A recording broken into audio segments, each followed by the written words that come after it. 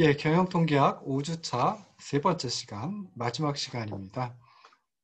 이번 시간에는 그 탐색적 자료 분석하고 그리고 두 변수 간의 관계에 대한 척도, 즉 공분산하고 상관계수에 대해서 살펴보고 끝내도록 하겠습니다. 그래서 먼저 이제 그 강의안을 띄워놓고 이제 하게 될 텐데 하려고 하는데요.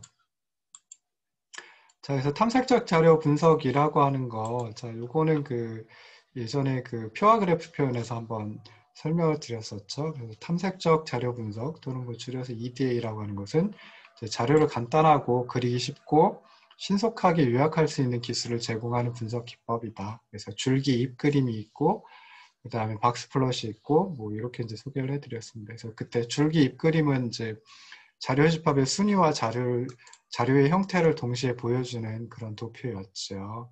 그래서 이제 그 어떻게 보면은 그 도수분포표하고 히스토그램하고는 다르게 그 개별 관측, 그러니까 원 자료를 크기 순서로 보여주기도 하고, 그 다음에 자료의 분포 형태를 동시에 보여준다. 그래서 자료의 분포와 함께 원자료, 즉 그 로우 데이터 자체가 개별 관측지 자체가 이제 사라지지 않고 보여주는 것이다라고 설명을 드렸었습니다. 그래서 그것과 마찬가지로 이제 요 그 숫자로 표현하는 거에도 정량적 측정에도 탐색적 자료 분석이 쓰이는데요. 5개 숫자로 요약하는 방식하고 그다음에 우리가 일반적으로 이제 박스 플롯이라고 하는 걸 많이 이용을 합니다. 그래서 먼저 5개 숫자 요약이라고 하는 것은 이제 말 그대로 5개의 수치로 요약한 것이겠죠. 그래서 어떤 자료의 특성을 최소값, 보통 x민이라고 이제 표현을 하는 최소값, 그리고 1,4분위수 q1, 중앙값 2,4분위수 q2, md, 그리고 3,4분위수 q3, 최대값 xmax 해가지고 5개의 숫자로 요약한 것을 5개 숫자 요약, 5 number summary라고 얘기를 합니다. 그래서 전에 표 2-14에서 졸업생 12명의 대졸 초임 자료가 있었는데요. 그 오름차순을 정렬해가지고 최소값 xmin, 최대값 xmax, 그리고 1,4분위수 q1, 중앙값 q2 또는 md, 그리고 3, 4분위수 해가지고 찾아낸 적이 있습니다. 그래서 그 그림을 갖다가 그대로 옮겨왔는데요. 여기서 보면 대졸초임 자료의 5개 숫자 요약은 먼저 이제 최소값 2,710, 그리고 1,4분위수 2,865, 그 다음에 중앙값 2,905, 그리고 이제 3, 4분위수 3,000, 그리고 최대값 3,325 이렇게 쭉 내려놓은 게 이제 5개 숫자 요약이다 라고 생각을 하시면 좋을 듯 싶습니다.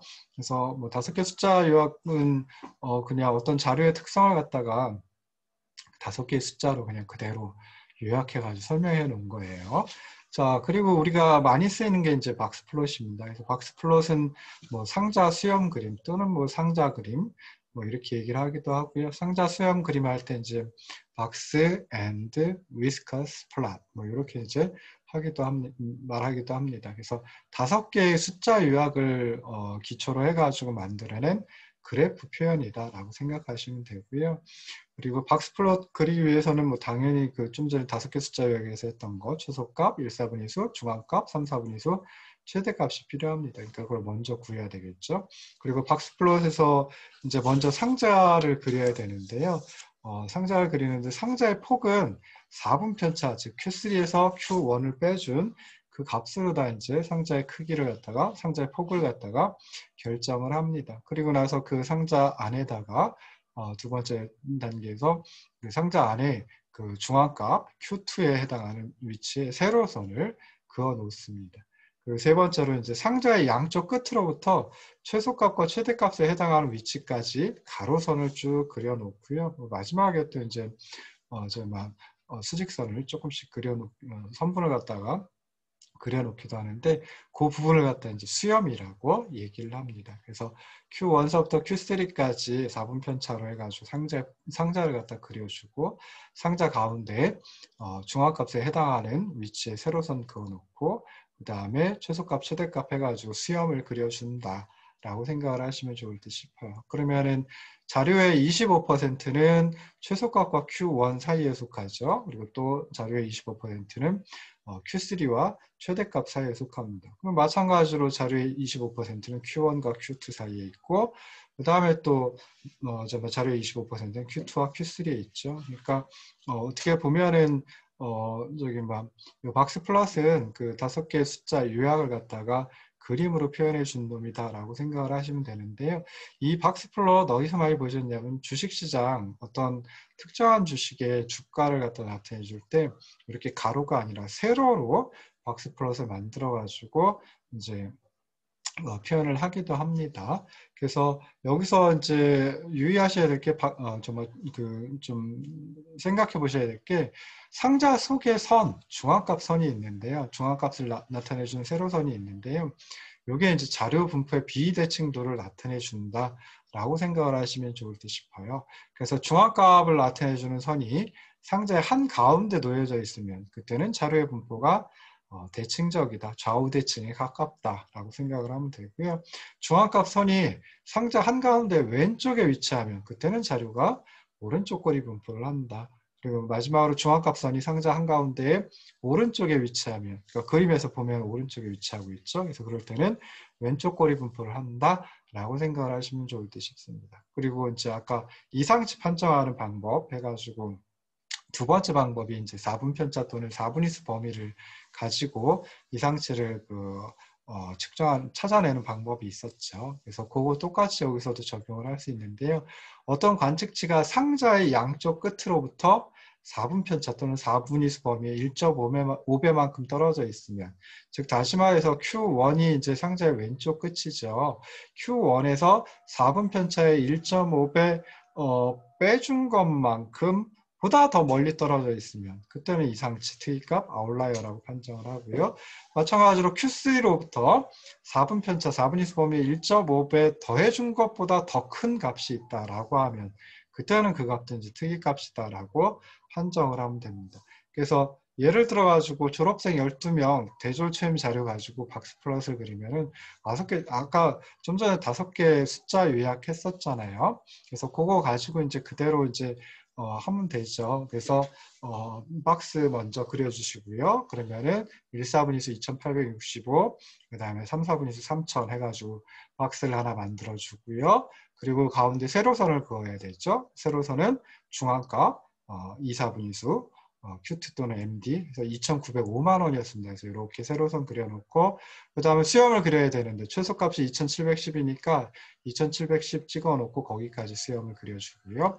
최대값은 3,325만 원이었으니까 마찬가지로 그거 해놓고 그리고 수염을 오른쪽 수염을 그려주시면 됩니다. 그래서 이거 보시면은 일단 생각해 볼 수 있는 게 자료 분포가 좀 좌우대칭이 아닐 것이다 라고 하는 거 알 수 있죠. 그래서 중앙값을 나타내 주는 세로선이 상자 한가운데 있지 않고 상자 한가운데가 한 이 정도 될 것 같은데요. 그것보다 왼쪽에 위치를 하고 있습니다. 그러니까 이 자료는 즉 졸업생 12명의 대졸체험 자료는 오른쪽 꼬리 분포를 하는구나 라고 하는 것도 이제 찾아내 볼 수가 있습니다. 자, 여기까지 해가지고 이제 탐색적 자료 분석에 대해서 이제 한번 살펴봤고요. 자, 그 다음에 이제 두 변수 간의 관계에 대한 척도입니다. 그래서 두 변수 간의 관계에 대한 척도는 이제 공분산하고 상관관계가 있는데요. 먼저 이제 지난번에 그 음향장비 판매점 자료 가지고 삼포도와 추세선을 그린 게 있습니다. 그 자료 가지고 이용을 하도록 하겠습니다. 그래서 음향장비 판매점 자료는 이제 TV 광고 횟수에 따른 매출액의 변화에 대해서 이제 살펴본 거죠. 그래서 10주 동안 이제 광고를 하고, 그리고 나서 이제 그 다음 일주일 동안의 매출액이라든지 이런 걸 갖다 이제 찾아내 봤습니다. 그래서 첫 번째 주에는 TV 광고를 2번 했고, 그때 매출액이 이제 100만 원, 5천만 원이 되겠죠. 그리고 두 번째 주에는 TV 광고를 5번 했고, 매출액은 5,700만 원, 57이 나왔습니다. 마지막 주 10주 차에는 TV 광고를 2번 했는데 매출액은 4,600만 원 46이었더라. 그래서 그걸 가지고 이제 삼포도하고 추세선을 그려봤죠. 그래서 삼포도하고 추세선이 그림 2-13에 있는 이런 형태로 이제 나타났습니다. 그래서 추세선이 우상향하는 형태로 나타났기 때문에 이 경우 같으면 어떻게 생각을 할 수 있겠어요?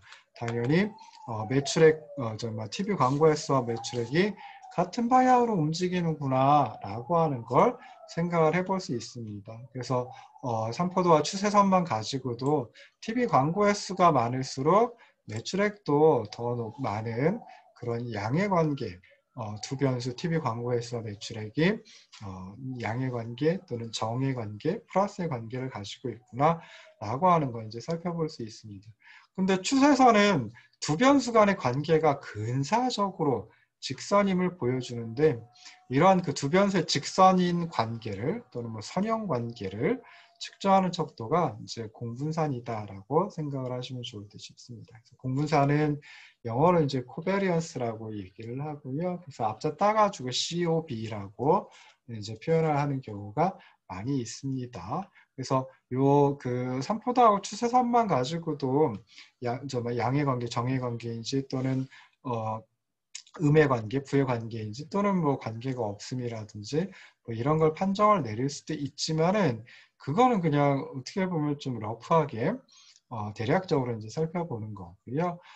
조금 더 엄밀하게 살펴보는 게 이제 하나의 숫자로 표현할 수 있는 공분산 그리고 뒤에 설명하게 될 상관계수이다라고 생각을 하시면은 좋을 듯 싶습니다. 자, 그래서 공분산은 자, 굉장히 이제 어렵게 이제 구할 수가 있는데요. 자, 여기서 이제 두 변수가 있으니까 두 변수에 각각의 관측치가 있죠. 그래서 아까 그 음향장 및 판매점 자료 같으면 10개의 관측치가 있는데 관측치가 쌍으로 되어 있습니다. 그러니까 TV 광고 횟수, 매출액 이렇게 이제 쌍으로 되어 있죠. 그래서 요거는 첫 번째 관측치를 갖다가 의미하는 거고 X1은 첫 번째 주에 TV 광고 횟수, 그 다음에 Y1은 첫 번째 주의 매출액. 그러니까 앞에 앞에 45쪽에서 찾아보시면은 TV 광고 횟수 X가 2회, 그리고 매출액은 50, 100만 원. 그래서 2, 50, X1은 2, Y1은 50이 됩니다. 그 다음에 X2하고 Y2 보시면은 두 번째 주에 TV 광고 횟수, 두 번째 주에 매출액이죠. 그래서 45쪽에 그 표 가지고 보시면은 두 번째 주에 TV 광고 횟수는 5회, 그리고 매출액은 57, 100만 원, 5,700만 원이었어요. 그래서 그거 있고요. 마지막 관측치가 이제 10번째 관측치였죠. 그래서 10번째 주에 TV 광고 횟수 2번, 2회, 그리고 매출액은 4,600만 원, 46. 그게 이제 이렇게 쌍으로 이루어져 있습니다. 그래서 관측치가 10개가 있는데 각각의 관측치는 TV 광고 횟수 그리고 매출액 두 변수의 어떤 쌍으로 되어 있다라고 생각해 볼 수 있어요. 그래서 그렇게 첫 번째 관측치서부터 그리고 스몰 n번째 관측치까지로 이루어진 표본의 공분산은 아까 표본의 분산은 S제곱이라고 이제 표현을 한다라고 했죠. 근데 표본의 공분산은 두 변수가 있으니까 SXY라고 이제 표현을 합니다. 그래서 어떻게 구하느냐라고 했을 때 첫 번째 관측치의 X의 편차 그리고 첫 번째 관측치의 Y의 편차를 갖다가 곱해 줍니다. 그리고 두 번째 관측치의 X의 편차, 두 번째 관측치의 Y의 편차 요걸 또 곱해줘가지고 그렇게 해가지고 스몰 n번째 관측치에 x의 편차, y의 편차 곱한 것까지를 전부 다 더해주고요. 이놈도 표본이죠. 표본의 분산 구할 때처럼 마찬가지로 스몰 n-1로다가 나눠준다. 스몰 n이 아니라 스몰 n-1로다 나눠준다. 라고 이제 생각을 하시면 좋을 듯 싶습니다. 그래서 이렇게 이제 표본의 공분산을 갖다 구하고요. 뭐 조금 줄여서 서메이션 기호 가지고도 표현해 볼 수 있죠. 서메이션 i는 1서부터 n까지 xi의 편차 그리고 yi의 편차를 전부 다 곱해서 더해줘라.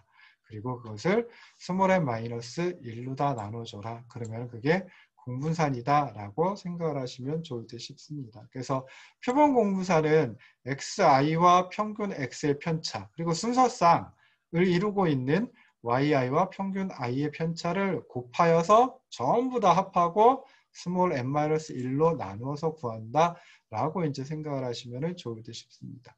그래서 음향장비 판매점 TV 광고 횟수 이게 x라고 하는 변수였고요. 매출액은 y라는 변수였어요. 그래서 그 직선 관계의 강도 또는 선형 관계의 강도를 갖다가 측정하기 위해서 위식 이용해가지고 그대로 표본 공분사를 이제 계산을 합니다. 그래서 계산을 할 때는 그냥 그 식에다가 그대로 넣어가지고 계산을 하셔도 되고요. 아니면 이렇게 그 표를 만들어가지고 계산을 하면 조금 더 혼동이 안 되겠죠. 그래서 보시면은 이게 원래 자료였고요. 이렇게 돼 있는 게 요 TV 광고의 수, 아이고 죄송합니다. TV 광고의 수 이렇게 쭉 있는 거, 매출액이 쭉 있죠. 그래서 10주까지, 1주서부터 10주까지. 그래서 이게 이제 원래 자료였는데 평균이 광고의 수는 3회였고요. 매출액의 평균은 51, 즉 5,100만 원이었습니다. 그래서 첫 번째 관측치의 X변수의 편차 2에서 3 빼주면 마이너스 1이고요. 그 다음에 첫 번째 관측치의 첫 번째 주의 y의 편차 50에서 51 빼주면 마이너스 1이 돼요. 그리고 그 둘을 갖다가 곱해주면 1이 되죠. 마이너스 1 곱하기 마이너스 1은 1이에요. 그 다음에 두 번째 관측치의 x의 편차 얼마냐면 5에서 3 빼준 두 번째 주는 광고 횟수가 5회고 평균은 3회니까 그거 빼주면은 2회가 되고요. 매출액은 두 번째 주에 매출액이 5,700만 원 57이었는데 평균은 51이었어요. 그러니까 곱해주면 6이 되죠. 그리고 그 둘 2하고 6을 곱해주면은 12가 됩니다. 그래서 10번째 관측치도 한번 해볼까요? 10번째 관측치의 x변수의 변수 x의 편차는 2에서 3 빼준 마이너스 1이 되고요. 그다음에 y변수의 편차는 46에서 51 빼준 마이너스 5가 됩니다. 마이너스 1하고 마이너스 5 곱해주면은 그러면은 5라고 하는 값을 찾아낼 수 있죠. 이것들을 갖다가 다 더하면 그러니까 그 관측치 첫 번째 관측치부터 10번째 관측치까지 변수 x의 편차, 변수 y의 편차를 곱해준 놈을 전부 다 합치면 몇이 나오냐면 99가 나오게 되고요. 그리고 와서 그 99를 나눠줘야죠. 뭘로 다 나눠주냐면은 스몰 n 마이너스 1로다가 나눠줍니다. 스몰 n이 10개고요. 표본의 개수가, 표본의 관측지 수가, 표본에 속한 관측지 수가 10개이고 1을 빼주면은 9가 되겠죠. 그래서 99를 9로 다 나눠주면은 11이라고 하는 표본 공분산을 찾아낼 수 있습니다. 그럼 이제 마찬가지로 표본 공분산 말고 모집단의 공분산, 모 공분산 이렇게 되겠죠. 그래서 모 공분산도 구할 수 있는데 자, 똑같아요. 그래서 똑같은데 각 관측치의 x 변수 x의 편차, 변수 y의 편차를 전부 다 곱하고 전부 다 더해가지고 뭘로 다 나눠주냐? 모분산 구할 때처럼 이렇게 라지 n으로 나눠줍니다. 그래서 모집단의 공분산 구할 때는 라지 n으로 나눠주고 표본의 공분산 구할 때는 스몰 n 마이너스 1로 나눠준다라고 하는 거 여기서도 꼭 기억을 하시기 바랍니다. 자, 그러면 이제 공분산을 어떻게 해석할 수 있을까라고 하는 거 이 그림 가지고 이제 살펴볼 수 있어요. 그래서 그림에서는 이제 세로선이 중간에 하나 있죠. 그래서 이게 바로 뭐냐면은 x라는 변수, 즉 TV 광고 횟수의 평균이 3인데 그걸 세로선으로 한번 그려봤고요. 또 가로선이 하나 더 나와 있어요. 그래서 가로선은 y 변수 y 즉 매출액의 평균이 됩니다. 그럼 이렇게 평균을 나타내주는 변수 x와 변수 y의 평균을 나타내주는 수직선, 수평선을 갖다 하나씩 그려놓고 그리고 나서 이제 생각을 해보는 거예요. 그럼 일사분면 이렇게 이제 있으면 1사분면서부터 4사분면까지 나오죠. 그러니까 4개의 분면, 4분면으로 나눌 수가 있습니다. 그래서 보시면은 여기가 1사분면, 2사분면, 3사분면, 4사분면인데요. 1사분면은 뭐냐면은 xi가 i번째 관측치의 변수 x값, 즉 xi가 요 평균 x바 3보다 더 크다라는 소리예요. 그리고 또 i번째 관측치의 y 변수 값이 y 변수의 평균 값인 51보다 더 클 때가 일사분면이 되죠. 그러면 어떻게 되겠어요?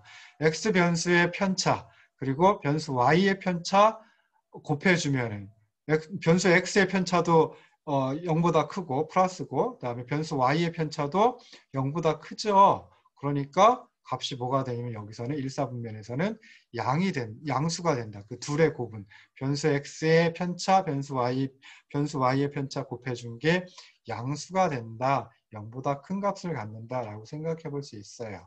자, 이사분면은 어떨까요? 이사분면은 평균이 x변수의 평균이 여기 있는데 3인데 근데 이사분면에 있는 점들은 요 평균 3보다 더 적다라는 소리예요. 변수 x 값이 변수 x의 평균값 3보다 더 적어요. 그럼 변수 x의 편차는 무엇이 될까요? 0보다 더 적죠?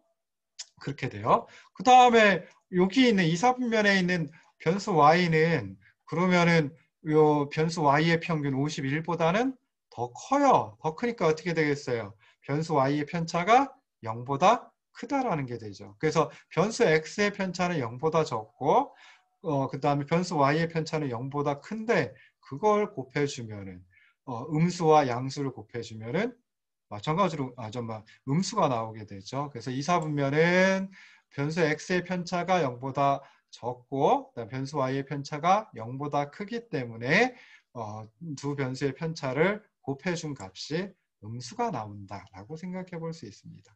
3, 4분면은 어떨까요? 3, 4분면은 여기 있는 거예요. 여기 있는 건데 자, 이거 보시면은 x라는 그 관측치들의 x라는 값은 여기 요쪽에 있는데 변수 x의 평균은 여기에요. 3이에요. 그럼 어떻게 되겠어요?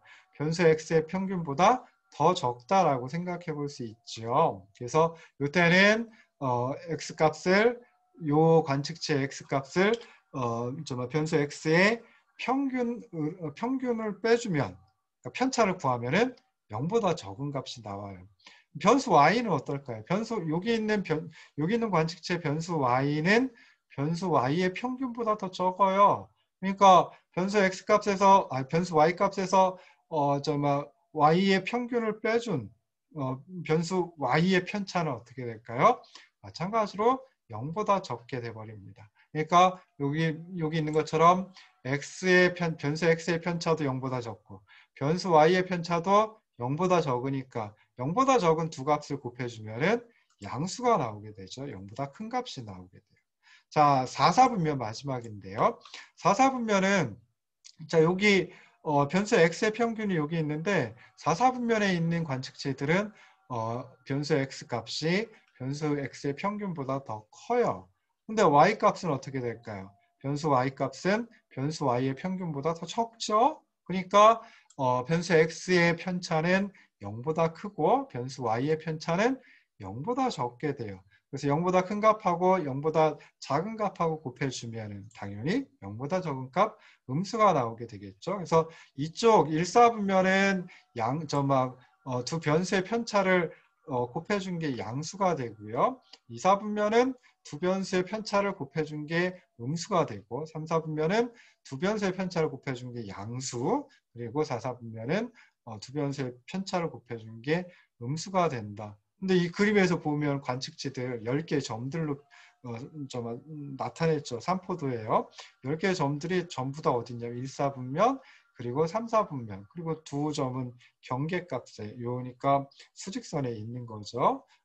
변수 x의 평균이 3인데 그걸 나타내주는 세로선에 수직선 상에 있어요. 그래서 보시면은 2사분면하고 4사분면에는 없는 거죠. 그래서 편차를 곱해준 게 변수 x의 편차, 변수 y의 편차를 곱해준 게 전부 다 1사분면, 3사분면, 곱해준 게 전부 다 양수값을 갖는다. 그러니까 1사분면 편차 곱해준 게 양수, 그 다음에 3사분면도 두 변수의 편차를 곱해준 게 양수니까 전부 다 양수의 값을 0보다 큰 값을 갖는다. 그럼 이거 다 더하면 어떻게 될까요?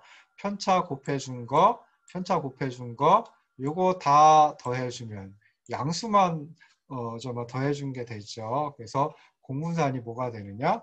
0보다 큰 값 양수로 나오게 됩니다. 그래서 이렇게 표본 공분산에 영향을 주는 점들이 1, 4분면하고 3, 4분면에 많이 있으면 거의 대부분 있다라고 하면 그때는 표본 공분산의 값이 양수가 돼요. 그러면 그 소리는 뭔 소리가 되느냐? 변수 x가 증가함에 따라서 변수 y도 증가한다. 즉 다시 말해서 x라는 변수와 y라는 변수 사이에 양의 직선 관계가 있다라고 하는 걸 의미한다라고 생각을 하시면 좋을 듯 싶습니다.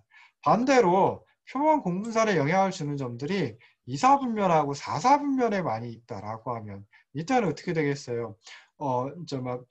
그 변수 x의 편차 그리고 변수 y의 편차를 갖다가 곱해준 게 0보다 다 작죠. 그러니까 다 더해준 표본 공분산의 값이 0보다 적으니까 음수가 돼요. 그래서 이건 어떻게 해석을 하면 되냐면은 변수 x가 증가함에 따라서 변수 y가 감소한다. 또는 변수 x가 감소함에 따라서 변수 y가 증가한다라고 생각해 볼 수 있어요. 즉 다시 말해서 변수 x와 y 사이에 음의 직선 관계 또는 부의 직선 관계 또는 마이너스의 직선 관계가 있다라고 하는 걸 생각해 볼 수 있습니다.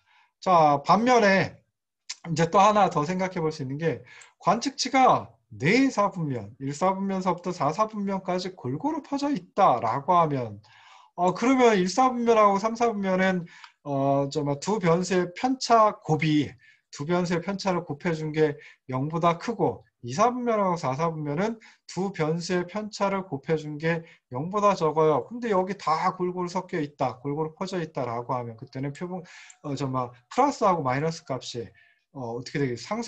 상쇄돼가지고 표본 공분산이 0에 가깝게 나타나요. 그래서 이 경우에는 두 변수 x와 y 사이에 직선관계가 없다. 뭐 직선관계가 있더라도 아주 미미하다. 뭐 이렇게 이제 해석을 할 수 있습니다. 그런데 여기 보시면은 음향장비 판매점 자료에 어떤 그 분할된 3포더는 그 어떤 형태를 취하고 있냐면은 1, 4분면하고 3, 4분면에 많이 있죠. 그러니까 편차를 곱해준 값이 양수가 되고 그걸 다 더해서 구하는 표본 공분산도 양수가 돼요. 0보다 큰 값이 돼요. 그래서 두 변수, TV 광고 횟수 X라는 변수하고 매출액 Y라는 변수가 양의 직선 관계를 가지고 있구나. 라고 하는 걸 찾아볼 수 있습니다. 자, 그래서 그렇게 이제 생각을 해볼 수 있고요. 자, 그림 2-15에 이제 다시 이제 표현을 해봤죠. 그래서 관측치를 이제 4분면으로 나누어서 보는데 요 4분면이라고 하는 게 결국은 뭐였어요? x값의 평균이 요 세로선이죠. 그리고 y값의 평균이 요 그 가로선이었어요. 그래서 그 두 선을 가지고 4분면으로 나누어서 구성을 해봤더니 이렇게 1, 4분면 그리고 3, 4분면에 점들이 많이 있다. 여기 2, 4분면에 한 점만 있잖아요. 그래서 이럴 때는 양의 직선 관계, 즉 표본 공분산이 0보다 큰 값을 갖기 때문에 두 변수가 양의 직선 관계를 갖는다라고 생각하시면 되고요. 자, 이 두 번째 그림 보면은, 자, 이때는 관측치들이 2, 4분면하고 4, 4분면에 많이 있어요. 물론 1, 4분면에도 하나 있고 3, 4분면에도 하나 있긴 하지만은 4개 해가지고 2, 4분면, 4, 4분면에 많이 있죠. 그러면은 이거는 두 변수의 편차의 곱이 0보다 적고 그것들을 다 합쳐가지고 구하는, 물론 이제 스몰 n 마이너스 1로 나눠주지만 구한 표본 공분산도 0보다 적은 값을 갖는구나. 그래서 표본 공분산이 0보다 적은 값 가지니까 두 변수가 음의 직선 관계를 갖는다. 라고 생각을 하시면 좋을 듯 싶습니다.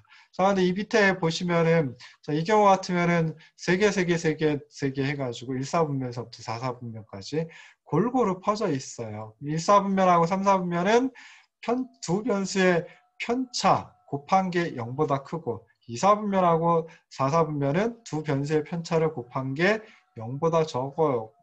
서로 플러스하고 마이너스하고 상쇄가 돼가지고 표본 공분산이 거의 0에 가깝게 되고요. 이럴 때는 직선관계가 없다. 뭐 이런 식으로 이제 해석을 해볼 수 있습니다. 그래서 공분산이 0보다 큰 값이고 그리고 또 큰 값이다 라고 하면 그때는 강한 양의 직선관계가 있다. 뭐 이렇게 이제 표현을 하고요. 그 다음에 음수이면서 큰 값이다라고 하면 그때는 강한 음의 직선관계를 갖는다. 뭐 이렇게 이제 생각을 해볼 수 있습니다. 그런데 공분산의 값은 두 변수 x와 y의 측정 단위에 영향을 받아요. 측정 단위 좀 전에 제가 했을 때 매출액의 측정 단위는 100만 원이었거든요. TV 광고에 쓰는 그냥 회였고요. 그래서 이 경우에 매출액의 단위가 100만 원이 아니라 1000원이다라고 하면, 또는 매출액의 단위를 1원이다라고 하면은 그때는 공분산의 값이 굉장히 커질 수밖에 없습니다. 그래서 이렇게 이제 측정 단위에 영향을 받기 때문에 공분산을 좀 직선관계의 강약을 측정하는 척도로 사용하기는 어렵다. 그래서 구하는 게 이제 상관계수이다라고 생각을 하시면 좋을 듯 싶습니다. 오늘은 여기까지 하고요. 다음 주차에 상관계수 조금 하고, 그리고 나서 아마도 그 실습 지금 12개까지 상관계수까지 하면은 제가 13개의 실습 자료가 있거든요. 그래서 다음 시간에 상관계수 조금 나가고요. 그 다음에 실습 자료 가지고 실제로 마이크로소프트 엑셀 좀 띄워놓고, 그리고 어떻게 하면 되는지 클릭하는 것까지 보여드리면서, 그러면서 이제 실습을 해보도록 하겠습니다. 긴 시간 들어주셔서 고맙고요. 그리고 다음 주차에서 또 만나 뵙도록 하겠습니다. 고생하셨습니다.